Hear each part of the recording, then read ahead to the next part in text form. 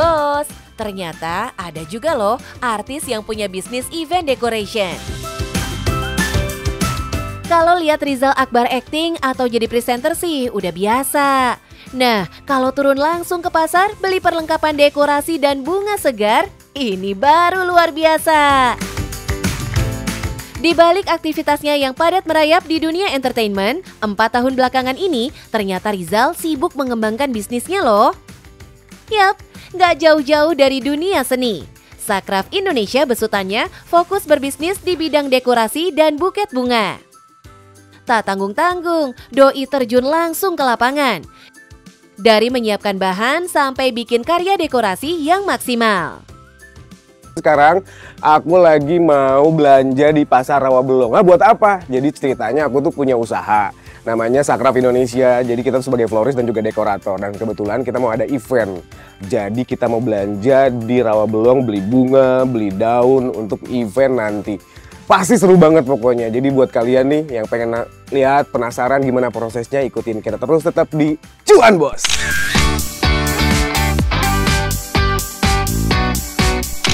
Wih, keren juga ya Rizal Akbar. Kalau artis lain berbisnis kuliner, Doi beda sendiri nih bos. Tahu nggak bos, ternyata bisnisnya ini nggak jauh-jauh dari hobinya loh. Sakraf itu berawal dari nama anakku, Saka Saki, itu yang pertama. Terus yang kedua, kenapa ada Sakraf? Jadi dulu ceritanya pertama lagi COVID, kita lagi nggak ngapa-ngapain semua. Terus ada temen yang ulang tahun, kita bikinin bunga-bungaan dari kain flanel kayak gitu, terus dikasih. Terus dia suka, besoknya aku bikin lagi buat temen juga, dan ternyata salah satu temanku itu dia lumayan selebgram gitu, terus nanya katanya ini siapa yang bikin, akhirnya dikasih tahu lah Rizal katanya gitu. Wih, yang awalnya hobi berkreasi ternyata bisa jadi pintu rezeki yang lain. Enggak, memang dari dulu. Jadi lagi sekolah SD pun kalau nilai karawitan selalu tinggi. Kemudian kerajinan tangan selalu tinggi dan memang nggak bisa anaknya nggak bisa diem. Jadi apapun dikreasiin, kayak ngecat kamar pasti sendiri, bikin desain interior sendiri, apa-apa dari barang-barang yang buat orang itu sampah, buat gue bisa jadi sesuatu gitu. Ada banyak sekali model bisnis semacam ini bos. Tapi Rizal paham banget kalau Doi harus punya produk yang unik dan khas, berbeda dengan yang lain. Nah, kalau dari Sakraf Indonesia, apa aja sih produk spesialnya? Nah, first thing first, Sakraf Indonesia itu mungkin dibilang palu gada. Semua pun orang mau kita ada. Kita bisa ngerjain hand bouquet, kita bisa ngerjain dekorasi, either itu pelaminan ataupun event dan yang lain-lain. Terus kita ngerjain hampers, kita ngerjain event organizer, kita ngerjain wedding organizer, kita ngerjain tour and travel organizer. Wih, komplit ya bos. Dengan begini, pelanggan jadi punya banyak pilihan. Target pasarnya jelas disesuaikan dari beragam produk yang Rizal tawarkan. Rizal menyasar calon pengantin, beragam perusahaan yang ingin mengirim bunga ke klien, dan juga orang yang ingin mengadakan berbagai acara. Think outside the box and be bold itu jadi salah satu filosofi yang mungkin bisa bikin Sakraf ini jadi salah satu dekorator dan juga kita bekerja sesuai dengan di bidangnya yang berbeda dengan yang lain. Kita tuh selalu berusaha untuk berpikir keras agar tidak sama dengan yang lain, mencari inovasi-inovasi baru dan kita tebalkan itu. Belum lama ini, Doi bahkan didaulat untuk mendekor acara Putri Indonesia. Di acara yang berlangsung minggu lalu ini, Sakraf Indonesia kebagian dekorasi apa aja nih? Putri Indonesia ini kita pertama bikin dekor ini nih, red carpet dan juga gate. Kemudian kita juga dekor booth, kita ada booth di sini dan kita juga bikin hand bouquet buat para putri-putri. Ini udah berjalan beberapa minggu yang lalu, bikin 25 piece, 4 piece dan sekarang kita nanti final mau bikin untuk hand bouquet pemenang. Beuh, keren kan? Hasil karyanya berupa hand bouquet spesial dipakai para pemenang Putri Indonesia. Customernya yang gak kaleng-kaleng ini jadi bukti kalau bisnis Rizal sukses dan cuan bos. Padahal awalnya bisnis ini hanya disebar dari mulut ke mulut oleh rekan sesama artis loh bos. Tapi sekarang banyak customernya yang repeat order, memakai kembali jasa dekorasi Rizal untuk acara-acara mereka, yang tandanya mereka puas dengan hasil karya Rizal. Sampai detik ini yang penting klien puas. Dan alhamdulillah dipakai sama artis-artis besar, dipakai sama event-event besar, dipakai sama perusahaan-perusahaan besar dan mereka percaya dan alhamdulillahnya repeat order gitu. Kalau bisnis kuliner, rasa makanan jadi nomor 1 dalam penilaian. Nah, kalau bisnis jasa dekorasi ini jelas dari indahnya karya yang dihasilkan, Bos. Trust orang dan juga kepuasan. Nggak punya yang namanya tim sosmed sendiri. Kadang posting di sosial media juga kadang-kadang mau enggak. Kalau lagi sibuk nggak pernah diposting. Yang penting kita kerjain, happy, ya sudah alhamdulillah. Dan ternyata memang promosi mulut ke mulut itu lebih luar biasa. Saat produk dekorasi yang Doi bikin dipakai public figure dan dipromosikan di media sosial mereka, ini jelas super ampuh buat menarik customer baru, Bos. Jadi penasaran deh sama cuannya? Boleh spill nggak nih, Bos Rizal? Ya alhamdulillah, karena kita happy, cuannya juga alhamdulillah besar, bisa ngasih berkah orang banyak, anak-anak gue banyak di sini yang ikut tim. Jadi yang penting mereka happy, kita happy, dan cukup lah. Yang jelas, kalau bisa menggaji puluhan karyawan, cuannya nggak main-main, Bos. Ada tips dari Rizal Akbar nih, Bos. Doi bilang bisnis itu harus sesuai passion, biar semangat menjalaninya, Bos. Selanjutnya, berikan layanan terbaik kepada pelanggan dan terus berinovasi, gali kreativitas untuk menghasilkan produk yang unik dan beda dari kompetitor. Ya begitulah, Bos. Bisnis dekorasi kita yang penting kita semangat, kerja sesuai dengan passion, kemudian selalu mencari inovasi-inovasi yang baru. Dan buat bos-bos di rumah nih, jangan patah semangat dan terus cari inovasi untuk bisa mengembangkan bisnis kalian. Makanya tetap di Cuan, Bos!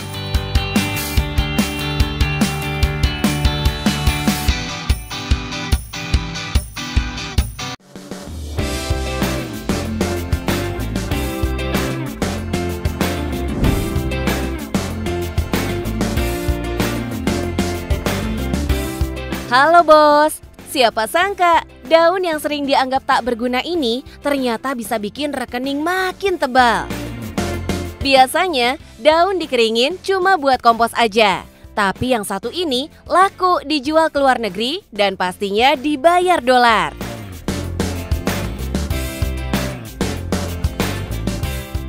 Dari Provinsi Banten, ini dia daun talas beneng yang menjelma jadi mesin cuan. Halo, Bos, ini tanaman talas beneng berasal dari Banten. Dari liar menjadi dolar, dari daun yang terbuang menjadi uang. Penasaran? Tetap tonton terus Cuan, Bos.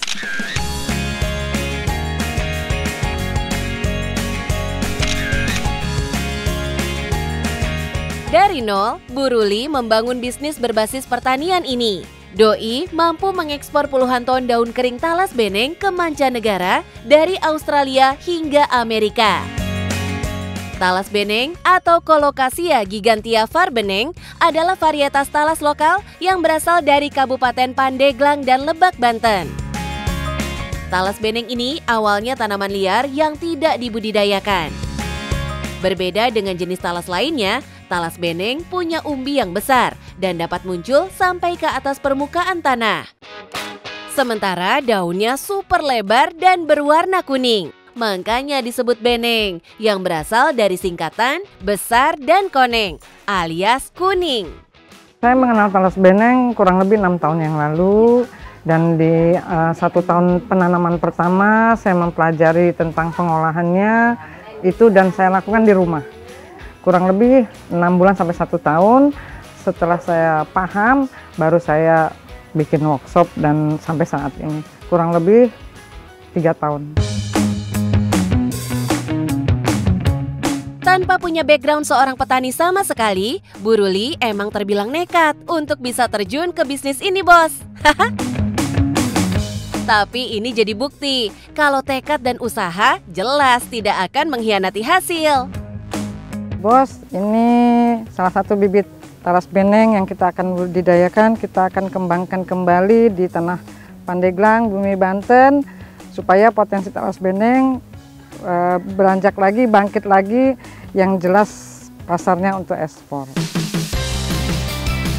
Untuk penuhi permintaan, daun talas beneng bukan cuma disuplai dari kebunnya sendiri loh bos. Bu Ruli juga punya binaan petani untuk ikut menanam talas beneng. Bahkan gak cuma petani di sekitar Banten aja bos, karena sekarang sudah banyak daerah di Nusantara yang ingin ikut bersama-sama menanam talas beneng ini. Kalau dari segi hitungan saya untuk pelaku tani, dari ini ekonominya ya cukup memadai dan jauh lebih baik, karena memang minim hama, perawatannya juga kurang. Dari dia tanam juga harga berapa, kita juga terbuka dengan harga. Setelah 4 bulan masa tanam, daunnya sudah bisa dipanen nih bos.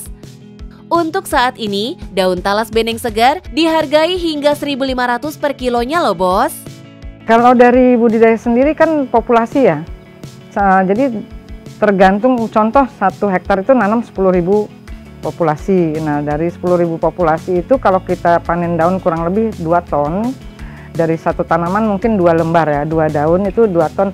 Kalau 2 ton itu kalikan 1.500 per kilo, itu udah 3 juta. Dan itu udah cukup sih kalau menurut saya untuk petani ya. Karena ini bukan tanaman pokok, karena ini substitusi juga, dan ini tumpang sari yang untuk memenuhi lahan supaya mengurangi tumbuhnya gulma. Daun-daun talas beneng yang sudah dikumpulkan dari para petani lanjut dibawa ke tempat produksi miliknya yang ada di Kampung Babakan Empang, Cipocok Jaya, Kota Serang, Banten. Disinilah daun-daun talas beneng segar diolah jadi produk siap ekspor. Oh iya bos, sudah sejak tahun 2018 lalu, Bu Ruli merintis bisnisnya ini. Walau masih terbilang baru dibanding dengan kehadiran talas beneng sebagai tanaman khas Banten pada tahun 2008 lalu, Doi akhirnya bisa memanfaatkan potensi pasar yang ada bos. Pasarnya sendiri meraba, karena memang ini informasinya ada, tapi kejelasannya yang tidak real. Akhirnya kita meraba sendiri, kita cari informasi, dan kita sendiri alhamdulillah ya dari sahabat ke sahabat, dari mitra ke mitra, informasi itu kita sebarkan. Nah, sampai akhirnya 3-2 tahun yang lalu itu beberapa sampel kita kirim ke Korea, terus kita sampel kirim ke Amerika, dapat 3-4 bulan baru dapat jawaban. Sebelum diolah, daun talas perlu disortir lalu diperam terlebih dulu. Proses pemeraman dibiarkan terbuka dalam rak seperti ini untuk mengubah daun menjadi kekuningan secara alami seperti ini bos.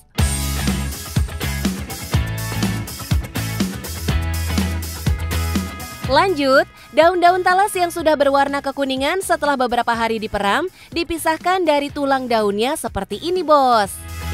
Lembaran daun talas beneng yang sudah bersih diikat jadi satu seperti ini. Lanjut ke proses perajangan. Dengan mesin rajang seperti ini, proses jadi lebih cepat dan efisien. Permintaan yang terus membludak jelas butuh solusi. Dan disinilah teknologi dibutuhkan. Nah, ini dia bos, yang jadi incaran dari pasar luar negeri. Daun talas beneng kering ini nantinya akan dimanfaatkan sebagai pengganti tembakau.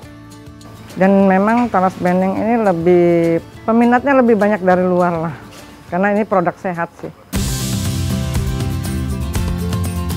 Untuk memenuhi permintaan pasar internasional, daun talas beneng harus dikeringkan hingga benar-benar berkurang kadar airnya. Tapi tantangannya nggak main-main. Tantangannya cuma satu, cuaca. Karena dia butuh matahari langsung dan dia butuh suhu panas yang cukup baik. Kalau panasnya kurang, satu warnanya kurang bagus, kedua aromanya tidak muncul.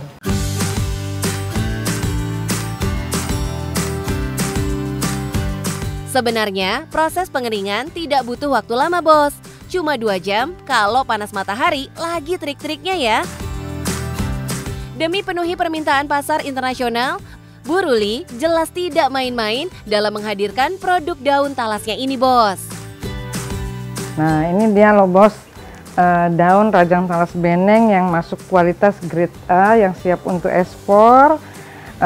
Lihat dari warnanya, kebersihannya, serta aromanya. Wangi, sama seperti ini. Nah, ini siap ekspor, yang siap memang untuk berangkat, siap packing. Dan ini kadar airnya yang harus perlu tahu kurang lebih di bawah 13-15%. Karena memang kelembapan itu akan berpengaruh di perjalanan masa pengiriman. Pertama ekspor itu kita hari itu datang ada salah satu buyer itu dari Australia. Dia berkunjung ke sini, dia melihat alur proses dan justru dari beliau saya banyak belajar. Jadi menentukan grade itu bukan kata kita tapi kata buyer. Makanya saya bilang ini grade A, grade B, grade C itu memang yang menentukan itu bukan kita. Tapi masukan dari buyer yang menyatakan itu masuk kualitas ekspor. Tingkatan kualitas ini juga yang akan menentukan harga. Dengar-dengar nih bos, daun talas beneng rajang kering ini harganya sudah menyentuh $4 per kilonya untuk grade paling tinggi. Coba aja dihitung bos, dalam sekali pengiriman ekspor bisa sampai 13 ton untuk satu kontainer, menyentuh 3 digit. Ya, karena memang ada beberapa buyer yang menanyakan ini ada SNI-nya enggak.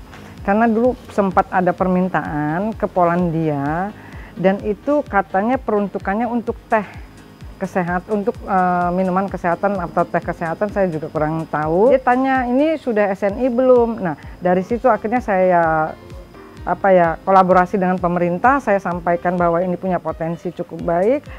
Tolong bantu saya bagaimana ini supaya ada SNI-nya. Nah, akhirnya kita kerjasama dengan balai peneliti ya, BSIP, dengan balai besar, semua memang beberapa ya, dinas yang keterkaitan untuk menentukan SNI. Akhirnya kita kaji kurang lebih 1 tahun prosesnya, akhirnya SNI-nya muncul. Talas beneng ini bukan sekedar tanaman biasa, tapi paket lengkap cuan tanpa sisa. Gak cuma daunnya aja yang dijual, batangnya bisa diolah, umbinya dimanfaatkan, bahkan limbahnya pun gak dibuang percuma. Kalau talas beneng ini sendiri zero waste, jadi memang tidak ada yang terbuang. Kita olah itu mulai dari daunnya, pelepahnya, umbinya, semua sampai limbahnya pun kita bisa olah. Siapa bilang produk lokal nggak bisa bersaing global? Talas beneng jadi bukti cuan bisa hadir tanpa teknologi rumit atau modal miliaran. Cukup lihat potensi sekitar, lalu olah dengan cerdas dan jangan takut melangkah. Kalau peluangnya cukup baik dan ini bisa ngangkat ekonomi dan ini memperdayakan banyak orang. Alhamdulillah dari talas beneng ini kita bisa buka lapangan pekerjaan di mana-mana, hampir semua wilayah. Mau budidaya talas beneng pasti buka lapangan pekerjaan dan dapat mengangkat ekonomi dari hulu sampai ke hilir, semua bisa bergerak. Di tengah ekonomi yang nggak pasti, bisnis berbasis komoditas lokal justru jadi peluang besar. Dari kebun kecil bisa lahir mimpi besar. Dari 1 lembar daun bisa hadir sejuta harapan cuan. Nah bos, cukup menarikan dengan budidaya talas beneng. Lakukan dengan tekun, yakin dengan apa yang kita kerjakan. Yang penting, cuan bos!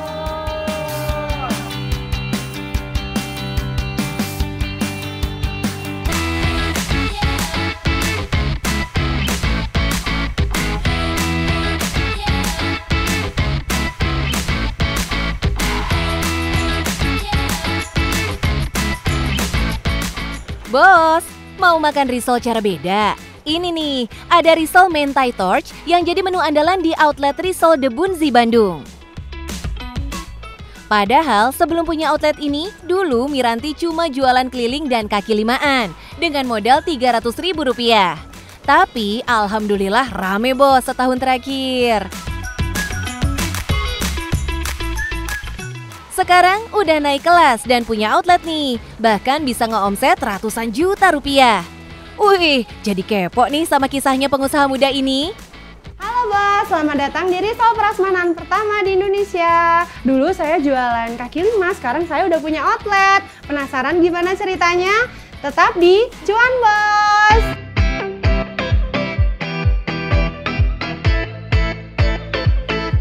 Pengusaha kuliner yang satu ini memulai usahanya dari usia 23 tahun, Bos. Dimulai dari berjualan di kaki lima, hingga sekarang Kak Miranti sudah memiliki outlet sendiri. Keren ya, Bos? Dalam sehari, jualan risolnya no play-play, Bos. Bisa ratusan risol yang ludes terjual. Gokil! Kita untuk outlet Burangrang ini kita bisa 600 piece per hari. Eits, bukan sembarang risol yang dijual di sini, Bos. Banyak varian rasa risol yang bisa dipilih pembeli. Mulai dari isian ayam suwir yang cukup pedas di lidah. Kemudian isian coklat dengan potongan pisang yang punya rasa manis. Dan isian yang paling unik, ada risol isi seblak nih, Bos, dengan rasa pedas gurih. Inovasi rasanya nggak hanya itu aja, Bos. Kak Miranti punya menu terbaru risol saus mentai yang di-torch dengan api. Pas dimakan, rasanya endulita banget. Sensasi makan daging tuna di dalam risol yang dibalur dengan topping saus mentai. Tuna mentai itu kita terinspirasi dari makanan Jepang. Itu yang ada mentainya, suka di-torch. Nah, itu kita aplikasiin ke risol. Jadi gimana esensinya makan risol tapi di dalamnya ada tuna. Terus di luarnya kita kasih topping tuna mentainya, kasih saus mentai. Buat yang mau cobain tapi takut harganya mahal, tenang, Bos. Harga risol di sini start dari harga Rp8.000 aja kok. Aman banget dong di dompet. Sebelum memiliki outlet, Kak Miranti memulai jualan risolnya dari tenda kaki lima, Bos, yang berlokasi di Jalan Burangrang.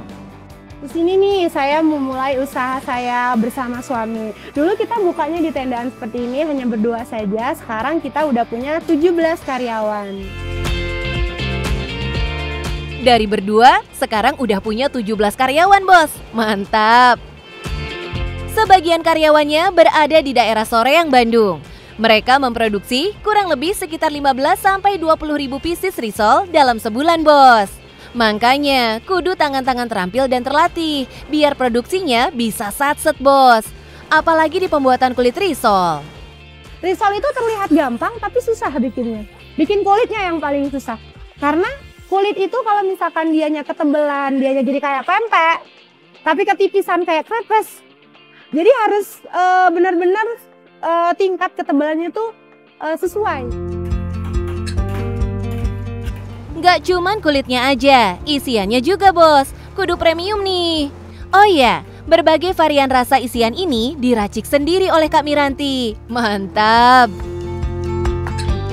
Kak Miranti yang lulusan teknik ini benar-benar harus berjuang buat nemuin resep yang paling enak buat risolnya nih, Bos. Hihi.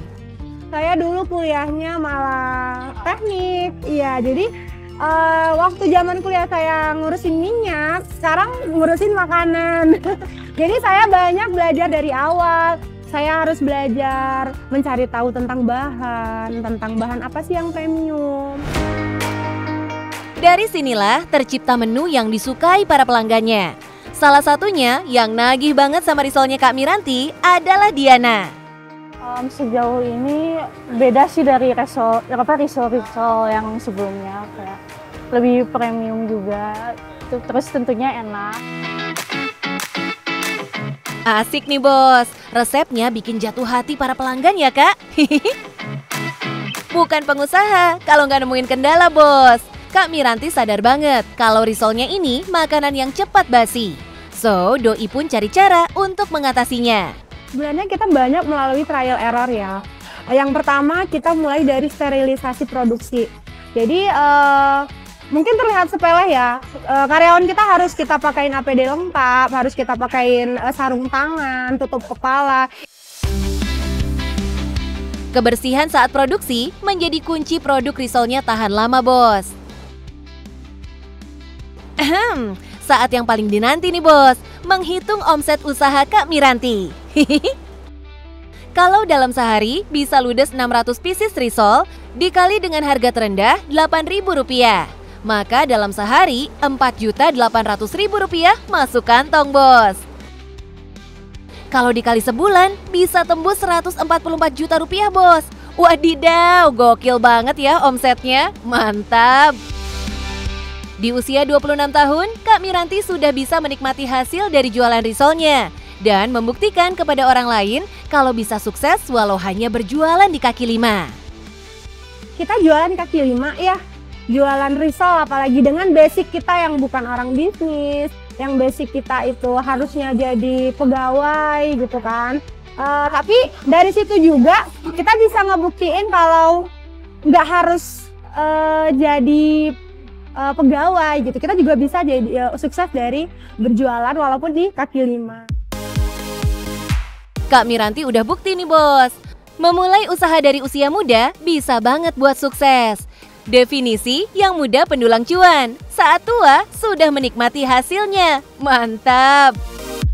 Makasih ya, Teh.